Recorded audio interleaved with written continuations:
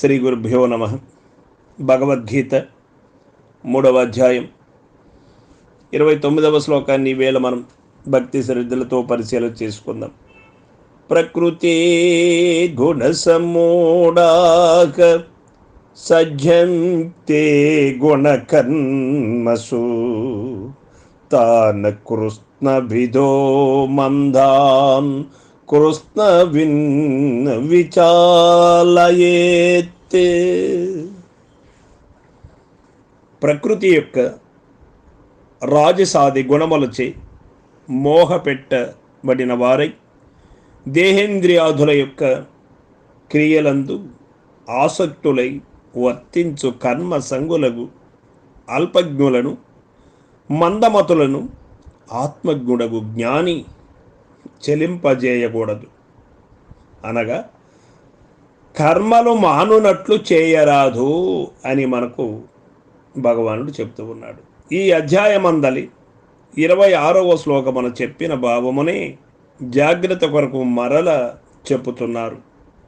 ఆత్మజ్ఞులకు మహనీయులు కర్మలందు ఆసక్తులయ్యున్నట్టి, అనగా ఫలాదులను కోరుట ద్వారా కర్తృత్వ బుద్ధి కలిగి ఉండుట ద్వారా ఆసక్తులై ఉన్నట్టి అజ్ఞానుల మనస్సును చెడగొట్టుక తమ ఉన్నతాచరణ ద్వారా వారిని కూడా తమ దారికి మెల్లగా తీసుకొని రావలెను.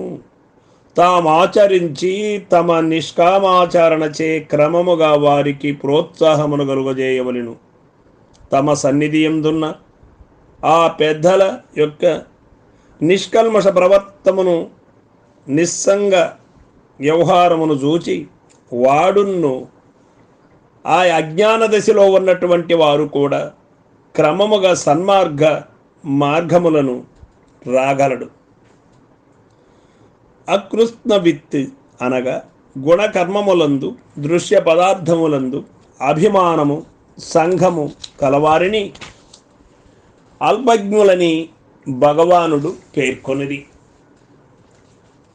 ప్రాపంచిక విద్యా వైదుష్యము కలిగి ఉన్నను గొప్ప పండితులైనను ప్రకృతికి ఇంద్రియ విషయములకు దాసులై ఉన్నారు కనుక అల్పజ్ఞులే యగుదురు. మరియు మందాన్ అని చెప్పుటచే వారు పెద్దల దృష్టిలో భగవంతుని దృష్టిలో మందమతులే అయి ఉన్నారు. కావున గుణ సంగమును ప్రకృతి దాసత్వమును వీడి సర్వవేత్తై కృష్ణవిత్ కావలనే కాని వాని అంటిపెట్టుకొని మందమతుడు ఆకృష్ణవిత్ అనగా వాడు కృష్ణవిత్తు కాలేడు, ఆకృష్ణవిత్తు అనిపించు కొనకూడదు. కృష్ణవిత్తు దేనిని తెలుసుకొనినచో సమస్తము తెలియబడినది యగుచున్నదో యస్మిన్ విజ్ఞాతే సర్వమిదం విజ్ఞాతం భవతి. అట్టి ఆత్మను ఎరుంగుటయే సర్వజ్ఞత్వము. దాని నిరుంగువాడే కృష్ణవిదుడు. సమస్త బ్రహ్మాండములకును మూలాధారమైనట్టి బ్రహ్మ అనగా ఆత్మ వస్తువు నిరింగినచో అంతయు తెలుసుకొనబడినది ఏయగును. కనుకనే మహనీయులకు ఋషులు మునులు మొట్టమొదట తమ హృదయమును శోధించుకొని ఇంద్రియములను జయించి ప్రకృతిని స్వాధీనపరుచుకొని ఆత్మానుభవముందుట ద్వారా సర్వజ్ఞులు అనగా కృష్ణవిందులు కాగలిగిరి. అదియే జన్మ సార్థకత్వమునకు ఏకైక మార్గము, శాంతికి సుఖమునకు ఉపాయము. ప్రకృతి గుణములకు దాసులై వర్తించు కర్మ సంగులెట్టివారు అనే ప్రశ్న మొదలైనప్పుడు అల్పజ్ఞులు మందమతులు అని తెలియబడుతుంది. ప్రకృతి గుణములకు, ఈ ప్రకృతి వలన కలిగినటువంటి త్రిగుణములు, తమ రజో సాత్విక గుణములు, ఈ గుణములకు లోను కాకుండా, గుణవశుడు కాకుండా, గుణాతీతుడై ఎవరు ప్రవర్తిస్తూ ఉంటాడో వాడే గొప్పవాడు, వాడే కృష్ణవిత్, వాడే తన్ను తానెవరో తెలుసుకున్నటువంటి వాడు. అట్లు కాకుండా గుణములను అంటిపెట్టుకొని గుణములతో మమేకమై గుణ వ్యవహారము చేస్తున్నటువంటి వాడు ఆకృష్ణవిత్. వాడు ఉన్నది ఉన్నట్టుగా తెలుసుకోకుండా ఆవరణ దోషమునకు లోనై ఉన్నటువంటి వాడు అని మనకు ఇక్కడ తెలియబడుతూ ఉన్నది. అట్టి వారిని జ్ఞానులు ఏమి చేయవలెను?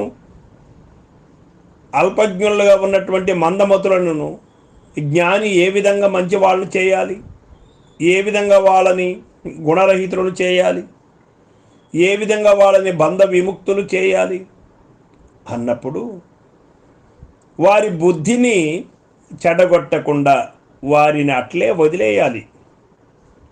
వారు కామ్య కర్మములలోనే వాళ్ళు లీనమై కర్మలు చేస్తూ ఉండాల్సిందే.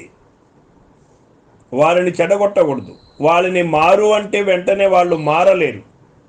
స్వకీయ ఉత్తమ ఆచరణ నీవు చేసి ఈ ఉత్తమాచరణ ద్వారా వారిని క్రమముగా తమ రాకకు తీసుకొని రావలెను. తన్ను తానుగా రావలనే కానీ నీవై బలవంతంగా రండి అంటే రారు. ఈ యొక్క నిష్కామ కర్మాచరణ చెయ్యంటే చేయరు. వాళ్ళు కామ్య కర్మములకే లోనై ఉంటారు కనుక కామ్య కర్మములలోనే ఉంటూ కామ్య కర్మములు చేస్తూ ఉంటూ కూడా మీరు చెప్పినటువంటి బోధన వారు వింటూ ఉంటే వారికి వారై మారి నిష్కామ కర్మ ఎంత గొప్పది, గుణదోషరహితమైనటువంటి ఈ కర్మ ఉత్తమమైనటువంటిది, వారికై వారు వెరిగేంతవరకు వేచి ఉండవలసినది గురువు. అందుచేతనే మనకి మహాభారతములో శ్రీకృష్ణ పరమాత్మ అర్జునుల వారికి కూడా సమయం చూసి అశోచ్వ నన్వ శోచస్త్వం అని యొక్క శ్లోకముతో బోధ మొదలుపెట్టాడు. బ్రహ్మంగారు కూడా సమయం చూసి సిద్ధయ్య గారికి బోధ మొదలుపెట్టాడు. నాటి నుంచి నేటి వరకు కూడా గురువులు అందరూ కూడా అజ్ఞానములో ఉన్నటువంటి వారిని జ్ఞానములేకి తెప్పించి జ్ఞాన అజ్ఞాన రహితులు చేయాలని సంకల్పంతో ఉన్నటువంటి గురు మహాత్ములు ఎంతోమంది కూడా శిష్యుని యొక్క ఉన్నతి కోరి, శిష్యుని యొక్క బాగు కోరి మానవాళి శ్రేయస్సుకు నాటి నుండి నేటి వరకు కూడా కృషి చేస్తూనే ఉన్నారు. అందరికీ ధన్యవాదములు. సద్గురుమూర్తులకు సర్వము ప్రణమిల్లవలసినదే. సర్వ మానవాళి కూడా సద్గురుమూర్తులకు ప్రణమిల్లవలసినది. వారు లేకపోతే అజ్ఞానం నాశనం అవ్వడానికి, జ్ఞానాభివృద్ధి రావడానికి మార్గమే లేదు. జ్ఞానాజ్ఞాన రహితులై, జన్మరహితులై, భ్రాంతిరహితులై, జీవన్ముక్తులై ఉండడానికి సద్గురువు యొక్క కరుణ కటాక్షమే మనకు ప్రాముఖ్యమై ఉన్నది. సర్వం సద్గురు పాదార్పణమస్తు. జై గురుదేవ.